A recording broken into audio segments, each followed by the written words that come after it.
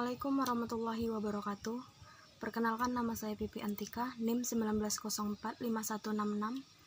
Saya akan menjawab soal UTS astronomi. Soal yang pertama yaitu, kenapa ilmu astronomi dibutuhkan oleh ahli geografi?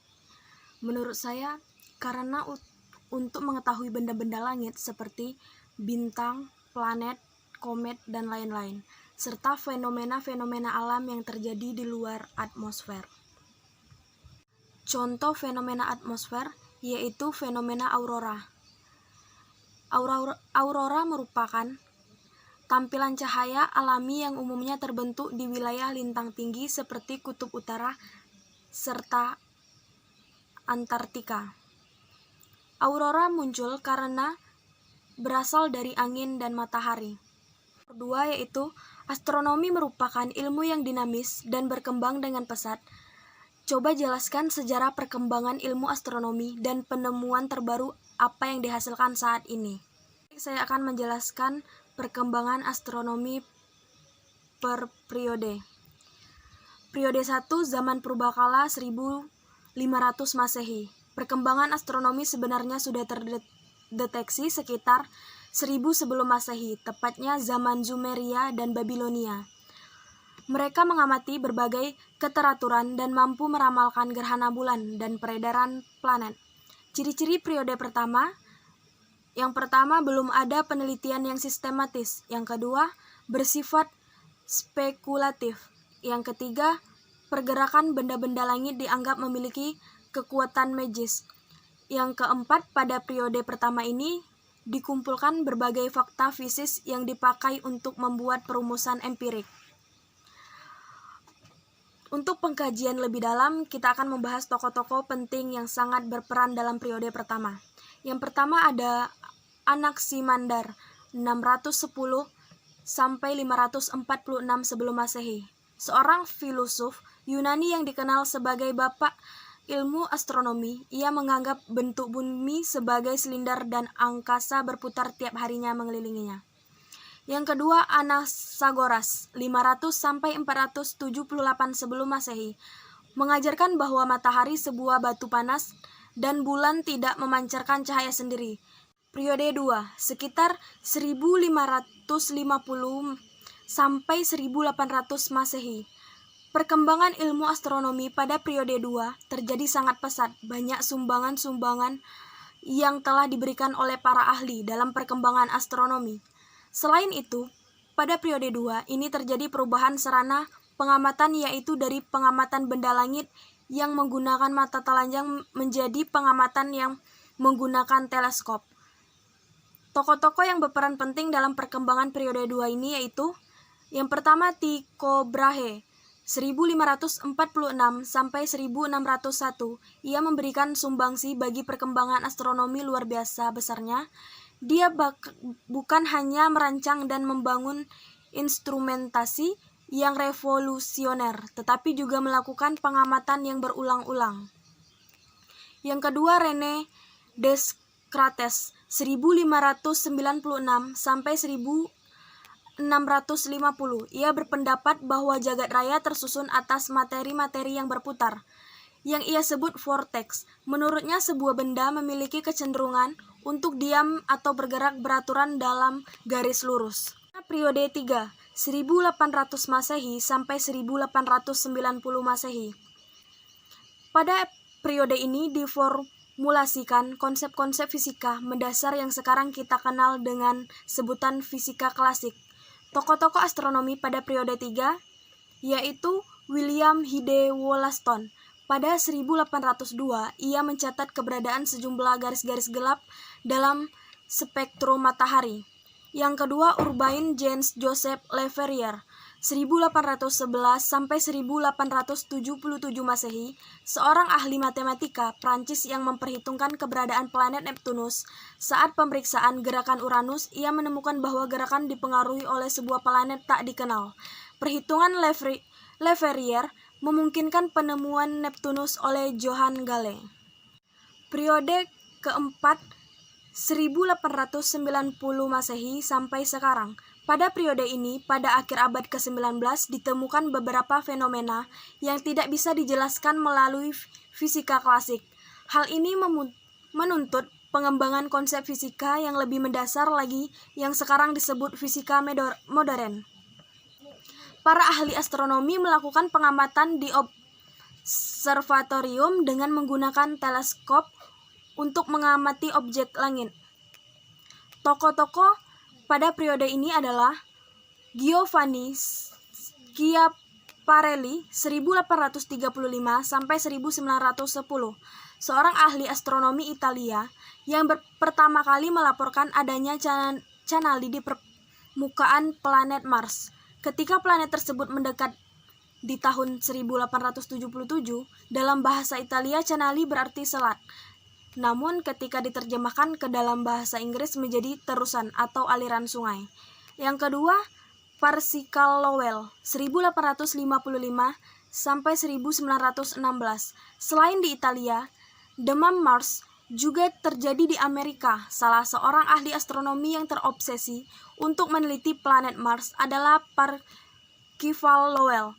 Hal ini terbukti dengan didirikannya observatorium Lowell yang didirikan dengan tujuan untuk memetakan channel di planet Mars. Terbaru yaitu NASA menemukan adanya kandungan air di permukaan bulan. Menurut mereka, hal ini terjadi karena adanya aliran partikel yang disebut hembusan matahari yang bergerak ke permukaan bulan dengan kecepatan 450 km per detik atau hampir 1 juta mil per jam. Inilah yang menyebabkan permukaan bulan bisa menghasilkan air. Nomor 3. Jelaskan mengenai teori dan hukum fisika yang terjadi di tata surya. Teori nebula. Bangsa Yunani mengamati bahwa di langit ada benda yang kelihatan bergerak relatif terhadap bintang-bintang. Mereka menamakan benda langit sebagai planeten, berarti pengelana. Thales dari Miletus, seorang filsuf Yunani yang mengembangkan metode survei dan trigonometri, dan menjadi orang pertama yang berupaya memberikan gambaran semesta tanpa memasukkan hal yang bersifat supernatural. Ia mengusulkan bahwa segala sesuatu yang ada di dalam tersusun dari air dalam berbagai tingkat wujudnya. Pythagoras menyatakan bahwa benda langit yakni matahari, bumi, dan planet terletak pada bola-bola konsentris sepusat yang berputar mengitari alam semesta. Hukum Kepler. Hasil pengamatan dan analisis Kepler menghasilkan 3 hukum Kepler, yaitu yang pertama, hukum pertama Kepler menyatakan bahwa semua planet bergerak dalam lintasan elips mengitari matahari dengan matahari berada di salah satu titik fokus elips. Hukum yang Kepler yang kedua, bahwa luas yang disapu oleh garis penghubung antara planet dan matahari dalam selang waktu yang sama adalah sama. Dengan kata lain, bahwa kecepatan orbit suatu planet mengitari matahari tidaklah konstan melainkan berubah-ubah. Hukum Kepler ketiga, bahwa perbandingan kuadrat periode revolusi terhadap pangkat 3 dari jarak rata-rata planet ke matahari adalah sama untuk semua planet. Hukum Titius-Bode. Titius-Bode menandai jarak antara planet dan matahari dengan angka 0, 3, 6, 12, 24 dan seterusnya, menggandakan setiap bilangan kecuali 0. 0 untuk Merkurius, 3 untuk Venus, dan seterusnya. Tanda untuk planet bumi adalah 6. Kemudian angka 6 ditambah dengan 4 dan hasil perjumlahan dibagi dengan 10, sehingga dapat diketahui jarak bumi ke matahari adalah 1.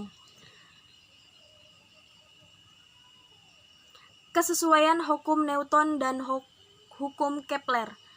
Sebagai efek dari adanya gaya gravitasi, maka setiap benda akan saling berinteraksi antara satu dengan yang lain, mengarahkan gaya gravitasi yang sama, dan benda yang masanya lebih kecil dapat tertarik ke benda yang masanya lebih besar. Seperti matahari dan planet yang tertarik-menarik satu dengan yang lain karena masing-masing memiliki massa. Selanjutnya, soal nomor 4. Deskripsikan karakteristik dan fenomena yang terjadi pada matahari. Lalu apa dampaknya bagi bumi? Karakteristik matahari. Yang pertama, matahari berbentuk bola berpijar dengan senyawa penyusun utama berupa gas hidrogen 74% dan helium 25%, terinisiasi dan terdiri dari senyawa penyusun lainnya. Yang kedua, matahari merupakan objek terbesar di tata surya dengan massa mencapai 99,85% dari total massa tata surya. Yang ketiga, matahari merupakan bintang yang paling dekat dengan bumi yang berjarak 150 juta kilometer. Fenomena yang terjadi dan dampaknya bagi bumi. Yang pertama, inti matahari merupakan bagian yang paling dalam dari matahari. Suhu di lapisan ini diperkirakan mencapai 16 derajat Celcius. Di lapisan ini reaksi fusi dapat berlangsung. Energi hasil reaksi dipancarkan keluar secara radiasi. Yang kedua, fotosfer, lapisan cahaya. Merupakan permukaan matahari yang tebalnya kurang lebih 350 km. Lapisan ini yang memancarkan cahaya yang sangat kuat atau bisa disebut lapisan cahaya. Suhu di sini diperkirakan rata-rata 6000 derajat Celcius. Pada suhu tersebut, suatu benda memancarkan cahaya berwarna kekuningan. Yang ketiga, kromosfer, merupakan lapisan gas di atas fotosfer. Suhu diperkirakan 4000 derajat Celcius. Kromosfer hanya dapat dilihat saat gerhana matahari total. Saat itu, kromosfer tampak seperti nomor 5. Bumi berbeda dengan planet lainnya di tata surya, sehingga memungkinkan adanya kehidupan. Analisis faktor-faktor yang menyebabkan perbedaan tersebut dan komponen-komponen apa saja yang mendukungnya. Yang pertama, bumi memiliki posisi ideal dalam tata surya yang jauh dari mara bahaya. Bumi terletak di tata surya yang nyaman, yaitu di pelabuhan antara lengan spiral utama dan orbitnya yang hampir melingkar. Itu membutuhkan menghindari wilayah inti galaksi yang berbahaya. Yang kedua, bumi bersandingan dengan bintang yang stabil dan berumur panjang, yaitu matahari. Matahari bukanlah satu-satunya bintang di galaksi. Masih banyak bintang lain yang berukuran lebih besar ataupun jauh lebih kecil dari matahari. Tetapi matahari merupakan bintang yang sangat istimewa bagi manusia, bumi, dan tata surya. Yang ketiga, bumi memiliki jarak yang tepat dengan matahari. Bumi mengorbit di zona yang disebut Goldilocks, di mana planet kita ini menerima energi yang memungkinkan air hadir di permukaannya. Lokasi bumi di zona lain, matahari sangat ideal, menyebabkan temperatur yang hangat memberikan kesempatan air tetap berwujud cair dan evolusi kehidupan bisa berjalan baik. Yang keempat, bumi mengandung bahan material yang menunjang aktivitas intinya. Awan antar bintang yang terdiri dari debu dan gas telah muncul kandungan unsur radioaktif di bumi yang hasil seluruhnya menjadi daya penggerak inti bumi selama miliaran tahun. Yang kelima, bumi terdapat bulan yang membantu menstabilkan kemiringan sumbu bumi serta menenangkan musim. Bumi berputar pada porosnya dan bergerak memiringkan diri kepada matahari. Gerakan tersebut menimbulkan guncangan yang dapat mengubah iklim dari panas menjadi dingin setiap 41.000 tahun tanpa adanya bulan. Yang keenam, adanya lapisan ozon yang berguna untuk menghalau paparan sinar berbahaya. Ozon merupakan gas tak berwarna. Ini sudah sejak lama diketahui sebagai pelindung bumi dari radiasi ultraviolet berbahaya. Radiasi ini bisa menyebabkan berbagai masalah mulai dari kanker kulit, katarak, hingga mengganggu pertumbuhan tanaman. Faktor penyebab yang menyebabkan bumi berbeda dengan planet lain adalah: yang pertama, lapisan atmosfer. Lapisan atmosfer merupakan lapisan perlindung bumi dari sinar matahari. Apabila lapisan ini tidak ada, maka kehidupan di dalamnya pun akan terganggu karena sinar matahari memiliki efek yang besar bagi kehidupan. Yang kedua, lapisan hidrosfer merupakan selubung bumi berupa air yang meliputi samudera, lautan, sungai, danau, hingga air bawah permukaan. Yang ketiga, lapisan litosfer merupakan bagian padat bumi yang terdiri dari 3 jenis batuan.